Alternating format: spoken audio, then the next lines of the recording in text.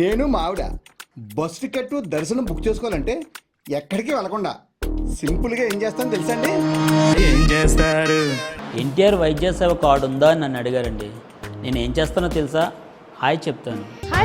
ప్రపంచంలో ఎక్కడా లేని విధంగా ఆంధ్రప్రదేశ్ ప్రభుత్వం మనమిత్ర వాట్సాప్ గవర్నెన్స్ విధానాన్ని తీసుకొచ్చింది. మీరు ఏ పనిలో ఉన్నా, మీకు ప్రభుత్వంలో ఏ సేవ కావాలన్నా వాట్సాప్ లో 9552300009 నంబర్ కి హాయ్ అని పెట్టండి. కావాల్సిన ఆప్షన్ ని సెలెక్ట్ చేసుకోండి. ఇక హాయిగా మీ పనులు చేసుకోండి. ప్రజల చేతిలోనే ప్రభుత్వం, ప్రజల చేతిలోనే పాలన. ఇది ప్రజా ప్రభుత్వం. ఇప్పుడు అల్లూరి శ్రీనివాస్ గారు ఉన్నారు కదా, ఆయన ఫస్ట్ నన్ను పెళ్లి చేసుకున్నాడు. మా మ్యారేజ్ జనవరి 1న అయింది, ఆయన బర్త్డే రోజు. తర్వాత ఇంకో అమ్మాయి వర్షిణి అనే అమ్మాయిని జనవరి 13న చేసుకున్నా అన్నాడు. మరి ఫస్ట్ భార్య నేను ఉండగా ఇంకో అమ్మాయిని ఎట్లా చేసుకుంటాడు? ఇట్లా ఎంతమంది ఆడపిల్లల జీవితాలతో తను ఆడుకుంటాడు. అందుకే నేను ఇది ఆగాలని నేను ముందుకు వచ్చాను. దయచేసి మీ మీడియా వాళ్ళు కానీ, పోలీస్ డిపార్ట్మెంట్ కానీ, గవర్నమెంట్ కానీ అతని మీద స్టెప్ తీసుకోవాలని నేను కోరుకుంటున్నాను. ఫస్ట్ మీతో ఏం మాట్లాడారంటే మీరు తనకి ఎలా కాంటాక్ట్ అయ్యారు ఫస్ట్? అసలు అంటే నేను ఒక భక్తి పరంగా ఉన్నా కాబట్టి తనని కాంటాక్ట్ నేను అయ్యాను. అయిన తర్వాత మా మధ్యన మంచి క్లోజ్నెస్ పెరిగింది ఫస్ట్. ఆ తర్వాత అది కాస్త ఈ పెళ్లి దాకా వచ్చేసింది. పెళ్లి చేసేసుకొని ఏదో సేవ, ఒక ఆశ్రమం పెట్టి ఒక సేవ చేసుకుంటూ ఉండిపోవాలని అనుకున్నాము. దానికి ప్రిపేర్ కూడా అయ్యాము. చాలా చోట్ల ల్యాండ్స్ కూడా వెతికాము, కానీ మేము తీసుకోలేకపోయినా. ఎందుకంటే ఈయన ఒక్క మాట మీద నిలబడడు. రోజు రోజుకి తన మాట అనేది చేంజ్ అవుతూ ఉంటుంది. అట్లా ఈలోపు ఈ వర్షిణి అనే అమ్మాయి టాపిక్ వచ్చింది. నేను అడిగాను, అడిగితే ఏమన్నాడు, తను నాకు కూతురు అవుతుంది, నేను తనకి గురువుని అవుతాను, ఏదేదో చెప్పుకుంటూ వచ్చాడు. అప్పటికే వర్షినికి తనకి సంబంధం ఉందా? అది నాకు ఈ మధ్యనే తెలిసింది. నేను మీ న్యూస్ వాళ్ళ ద్వారానే చూసాను. వీడియోస్ చూడడం వల్లనే ఇప్పుడు నేను తెలుసుకున్నాను. తెలియడం జరిగింది. అంతే, అంతవరకు తన నా దగ్గర అన్ని దాచిపెట్టాడు. అప్పటిదాకా మీతో ఫోన్లు అప్పుడప్పుడు చేస్తున్నాడు, నాతో ఫోన్ మాట్లాడుతూనే ఉండే.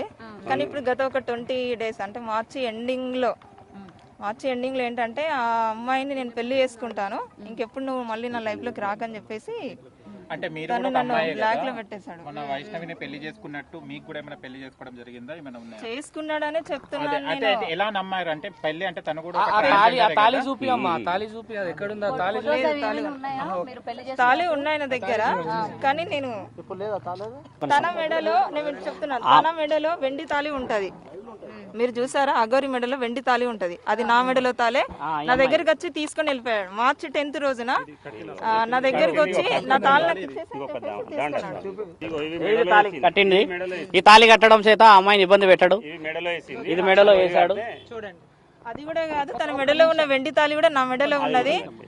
నన్ను ఏంటి వచ్చి నా తాళి నాకు ఇచ్చేసానని చేసి తీసుకెళ్లిపోయాడు. అప్పటికి ఆ అమ్మాయికి ఈ అగోరికి పెళ్ళైందన్న విషయం నాకు అప్పుడే తర్వాత తెలిసింది. నాకు ఆ తర్వాత నేను గట్టిగానే అడిగితే ఇప్పుడు నా నంబర్ బ్లాక్ లో పెట్టిను, రెస్పాండ్ అవ్వట్లేదు.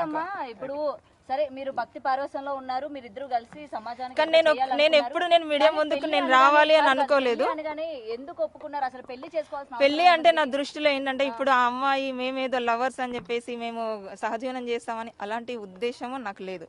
నాకేంటంటే నాకు ఇప్పుడు కాదు, తన కలవక ముందే నాకు ఒక ఆశయం ఉండే, ఒక ఆశ్రమం పెట్టాలి, గోమాతలని కానీ ఏదన్నా వృద్ధులని కానీ ఇలా చూసుకోవాలని నేను, మా మామయ్య, మా అన్నయ్య మేము ఒక కమిటీగా అనుకున్నామా.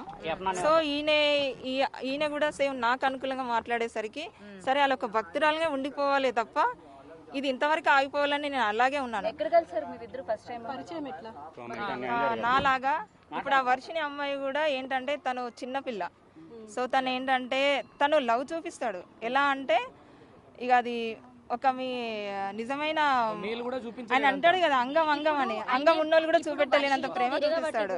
3 నెలలు అవుతుంది. 3 నెలల్లో మీరు ఎందుకు ముందుకు రాలేకపోయారు? ఇప్పుడు వాళ్ళు పెళ్లి చేసుకుంటున్నాము మేము నిజంగానే, నాకు 15 days బ్యాకే తెలిసింది. మీరు ముందుకు వచ్చారు కదా, అంతకు ముందు నుంచి కూడా 15 days బ్యాకే తెలిసాయి. మీరు వాళ్ళకి అంటే ఇది నిజం, ఇది జరిగిందని చెప్పేసి మీరు ఓపెన్ అయితేనే మిమ్మల్ని జనాలు రిసీవ్ చేసుకోగలుగుతారు. నాకు వర్షిణి అమ్మాయితో తిరుగుతున్నాడన్న సంగతి జస్ట్ నాకు 15-20 days బ్యాకే తెలుసు. అంటే అంతకు ముందు నుంచి కూడా మీడియా నాకు తెలీదు. మీరు చూడలేదా? నాకు ఆ అమ్మాయితోటి నేను అంతకుముందు నేను ఇది పట్టించుకోలేదు. జస్ట్ 20 days బ్యాక్ ఈ వర్షిన అమ్మాయి బయటకు రావడము, తర్వాత ఆమెను పట్టుకొని తిరగడము, అదంతా నేను అడిగాను. మీ దగ్గర కానీ పెళ్లి అనేది ఈ మధ్యన రిలీజ్ చేసిండ్రు కదా, అందుకే నేను ముందుకు వచ్చాను. అది బెటర్ అమ్మ, ఒక రికార్డింగ్ వినిపించేస్తే ఎందుకంటే నిజంగా మీరు భార్య అని చెప్పడానికి ఏమైనా ప్రూఫ్స్ ఉంటే చూపించండి. నా దగ్గర వాయిస్ రికార్డ్స్ ఉన్నాయి, నేను చూపిస్తాను. నేను శ్రీవర్షిని అంత గలీజ్ దాని కాదు. ఒక మాట వినండి, నేను శ్రీవర్షిని అంత గలీజ్ దాని కాదు.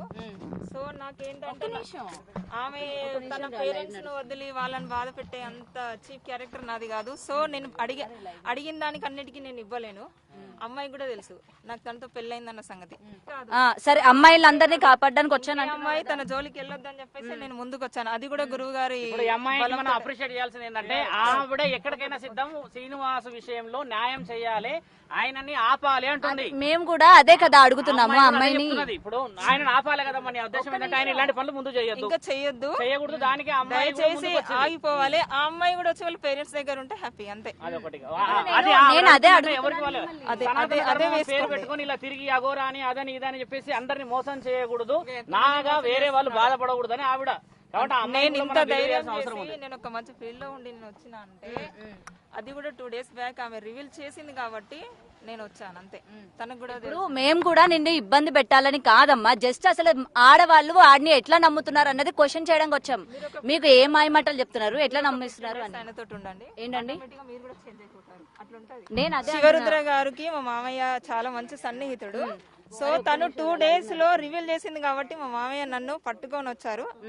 ఈయన సమక్షంలో మామయ్య ద్వారానే నేను వచ్చాను. ఎందుకంటే ఈయన నాకు ఏమంటారు అది సపోర్ట్ చేస్తా అని చెప్పేస్తే నేను వచ్చాను, అంతే తప్ప నాకు ఇంకేది.